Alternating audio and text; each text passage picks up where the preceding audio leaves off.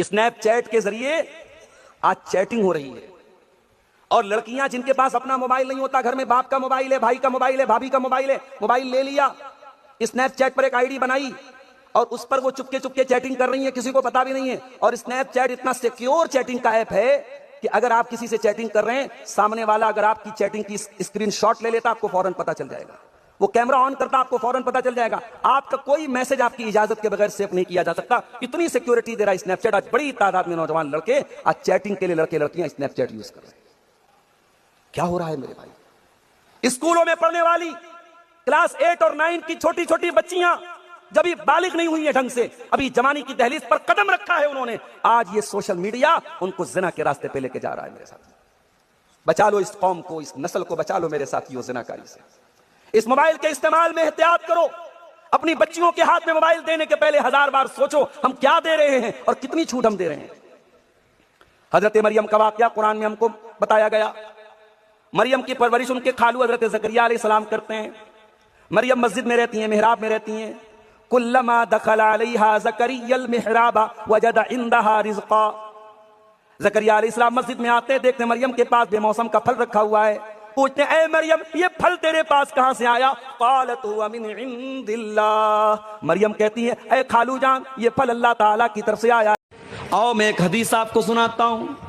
ہر وہ انسان جو موبائل استعمال کرتا ہے، ہر وہ انسان جو یوٹیوب چلاتا ہے، ہر وہ انسان جو انسٹاگرام چلاتا ہے، ہر وہ انسان جس کے ہاتھ میں انٹرنیٹ والا موبائل ہے، غور سے سننا ذرا اس حدیث کو۔ اللہ کے نبی فرماتے ہیں، ابن ماجہ کی صحیح روایت ہے، لَعَالَمَنَّ أَقْوَامًا مِّنْ أُمَّتِي يَأْتُونَ يَوْمَ الْقِيَامَةِ۔ میں اپنی امت کے ایسے لوگوں کو جانتا ہوں جو قیامت کے دن بہت بڑی بڑی نیکی لے کر کے آئیں گے، پہاڑوں کے برابر نیکی لے کر کے آئیں گے۔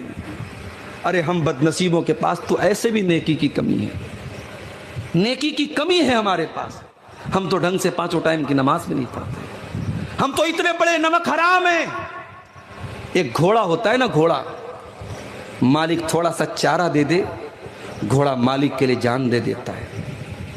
مالک تھوڑا سا چنا کھلا دے، گھوڑا مالک کے لیے جان دے دیتا ہے۔ وَالْعَادِيَاتِ ضَبْحًا فالموریات قدحا فالمغیرات صبحا فأثرن به نقعا فوسطن به جمعا۔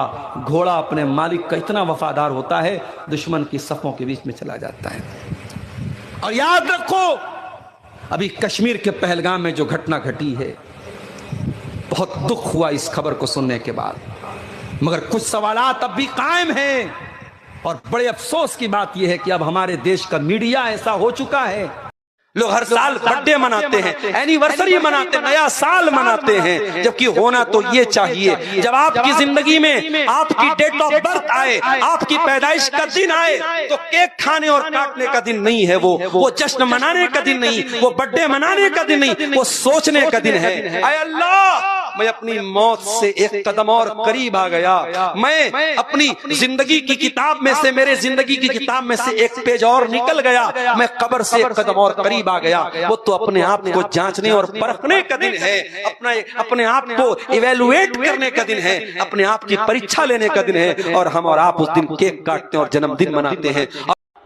آپ غیر مسلموں کے ساتھ بزنس کرتے ہیں، کاروبار کرتے ہیں، ان کی شادیوں میں جا کے پوری سبزی کھاتے ہیں، ان کے ساتھ آپ کے دوستانہ ویوہار ہیں۔ آپ نے کبھی قرآن دیا ان کو؟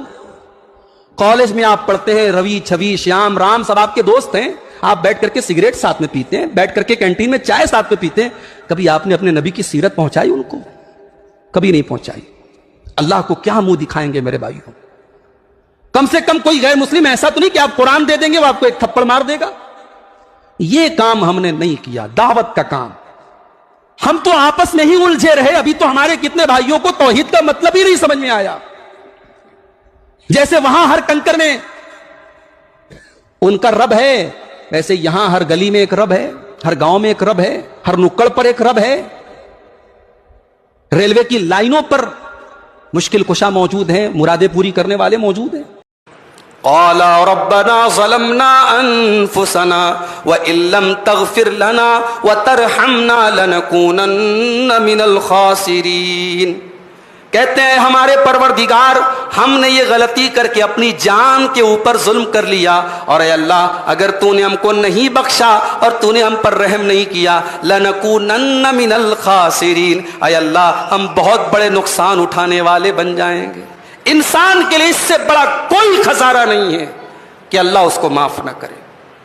اگر انسان اللہ اس کی مغفرت نہ کرے، اس کو معاف نہ کرے، اس سے بڑا خسارہ میرے بھائی کوئی نہیں۔ ہمارے باپ آدم نے کہا تھا کہ اے اللہ غلطی تو ہم نے کر دی، گناہ تو ہم نے کر لیا، اپنی جان پہ ظلم تو ہم نے کر لیا، لیکن اگر تو نے نہیں بخشا اور تو نے رحم نہیں کیا، اے اللہ ہم کہیں کے نہیں رہیں گے، ہم خسارہ اٹھانے والوں میں ہو جائیں گے۔